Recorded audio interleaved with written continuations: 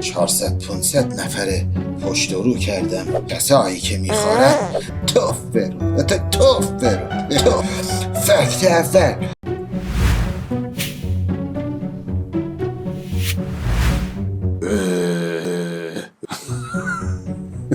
دکتر لئوناردو بی‌وجدان هستم. این 770مین تناسخ من هست در کالبد سازنده های این ویدیو. 400-500 نفره پشت و رو کردم.